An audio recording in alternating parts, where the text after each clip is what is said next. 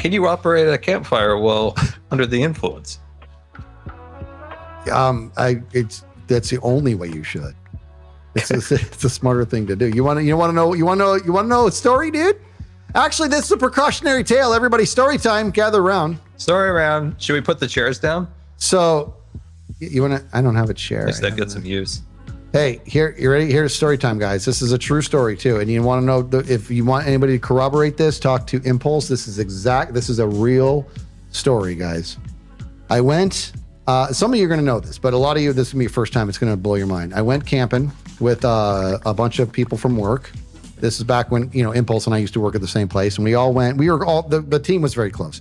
We went camping, and as we got there, first thing you do when you want to do your pit is you don't just put a pile of wood, right? You dig a pit, you dig a hole first. You dig a pretty big hole, and the reason is because once those coals all start getting in there, then the hole itself holds all those hot coals for days. And so you can start a fire just by throwing a log on, right? Anyways, our buddy was digging the hole and we were all setting up the rest of the stuff. And he was digging this hole for so long, bro, that I said, "What are you doing? What is taking so long?" He goes, "There's a boulder in here I'm trying to get out." And I said, "Who cares?" And he's like, "You shouldn't leave boulders in fires." I'm like, "Really? Why is that?" He's like, "Because they can explode." I'm like, "Whoa." And I was like, "Dude, I've been camping a long time. I've never been aware of that." And I said, "Have you ever seen one explode?" He goes, "Well, no." He goes, "Apparently it's like super rare, but it's something that you should be aware of." Anyways, fast forward the story, 20 minutes, he's done. He's like, "I'm not doing it anymore. I'm done." Just let it blow. Impulse says story's true, by the way. No, well, because it was one of those things where it was like the vibe was, I'm sick of taking this precautionary step when really it's probably just like over. You don't need to do it. Anyways, he gave up. He's like, "I'm done." And I'm like, "Dude, it'll be fine. Each one of us has done 100 fires, whatever." Anyways, fast forward to that nighttime. We're all hanging out. We're all having a good time. We're enjoying the fire. And then it happened, dude. The boulder exploded? Bro, I'm going to tell you this right now. I'm going to try to explain this as best I can. Guys, I'm not exaggerating this. It felt like I'm going to make my big meaty hand into a fist. Can you guys hear this? That shock right there, that was the shock wave. Like that's what, like goosh, like the vibration that went through the air and the fire went, the huge explosion, dude. And I'm like, what the, like, dude, embers everywhere, to the point to where I'm being honest here that the embers it was probably a 20 to 30 foot radius of red hot embers and fire everywhere, dude.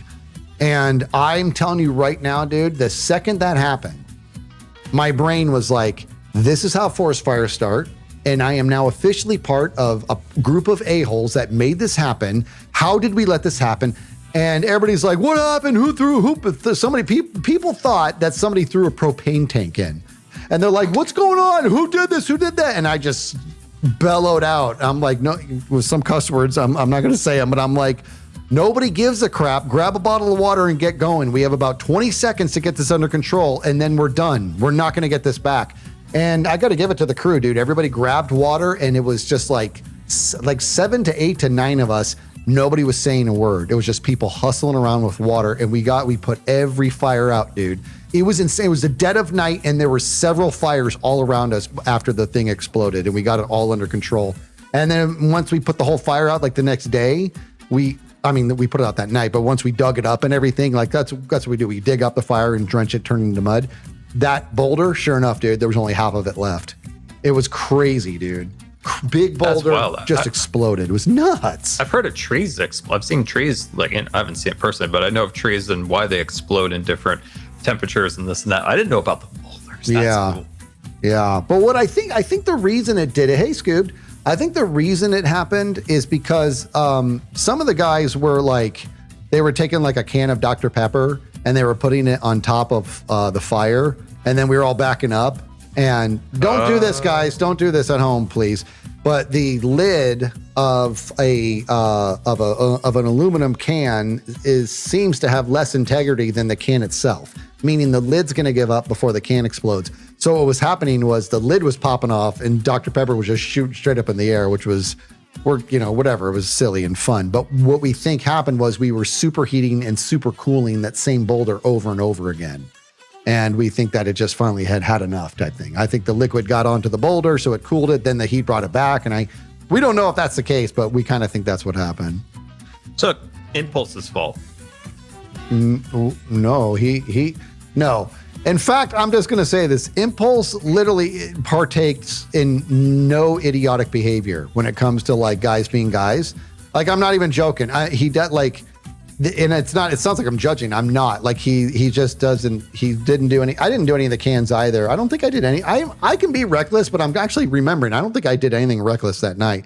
But no, he doesn't partake in that stuff. He sits back. He's like, whatever. Yeah, but he did dig out the boulder, remember?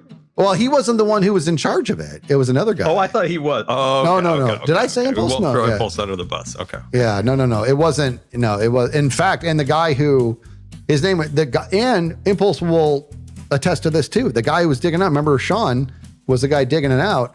He's literally one of the smartest people we've ever met. And he was the one who knew about it. And he was finally like, guys, I'm not going to get this boulder out. We're like, that's fine. Don't worry about it. Well, we should have worried about it. But then I wouldn't have this neat story. Just saying. Dude, can you imagine if you like burnt down that whole forest?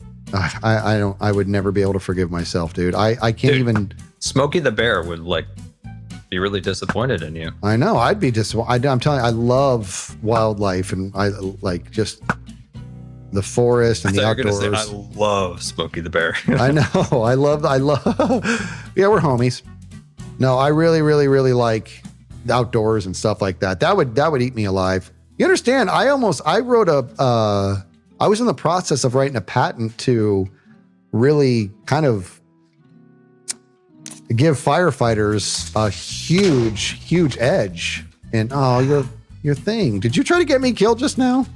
No, I was trying to catch it on fire to kill it because I don't have a bow because I lost a bow. Where in the world did he come from? I just swear. Look at this. Whoa. Just everywhere. I was in the process of writing a patent to basically eliminate out of control wildfires, dude. I was working with a guy who was like one of the like way high up on Arizona wildlife, and a firefighter of over 2 decades.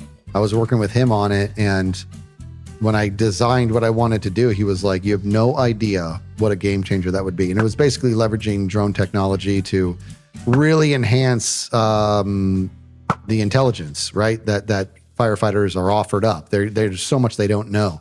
But the bottom line is, and I'm gonna say this out loud, one of you go get this done, because I'm obviously not gonna do it. It would be a swarm of drones that are obviously networked, but you would have drones that have different functions. One would be thermal drones that were high above so that the firefighters had real-time information on, where, from a thermal standpoint, where it's going. Then there would be buoy drones that were half a mile to a mile out so they knew where winds were coming. Because that was one of the things that this firefighter told me was one of the biggest things that they deal with is the winds are so unpredictable. And so they think they know what's going on, and then all of a sudden the fire shifts and moves, 50 yards in one direction in just a couple seconds that they couldn't see coming. So buoy drones would be able to let them know, hey, in 45 seconds you're getting a 17 mile an hour wind coming from the east or whatever, stuff like that. The buoy drones should be balloons.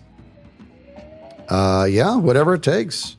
Loiter time on a drone is like 30 minutes at best. Loiter, what do you mean? The battery or something? Loitering, like the drone can loiter in a zone for about 30 minutes before it has to return for battery change. So like balloons would be better for that role, I think. Yeah, if that's what it takes. You know what I mean? Whatever it takes. It was such a good idea too. And I got so many stupid reasons why I just stopped writing the paper, but I was just so over it.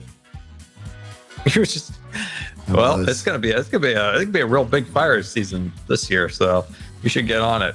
We're like 20% of snowpack in the north or in Oregon right now. It's rough.